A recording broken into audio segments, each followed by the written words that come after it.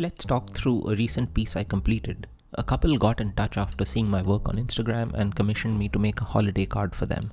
Now, my typical style is direct to ink, but for commissioned pieces, I don't like to take chances with the fancy paper, so I did a very quick 10 to 15 second pencil underlining. My drawing style can be described as minimalist or essentialist in some ways, and the process that I employ is something I describe as inside out, outside in. Let me explain that. Inside out is how I approach the whole page.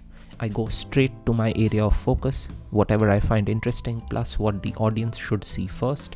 Then I go outwards from that point, covering the surrounding area. But for each object within the page, I go outside in, focusing on larger shapes and their relation to one another before going into the individual details.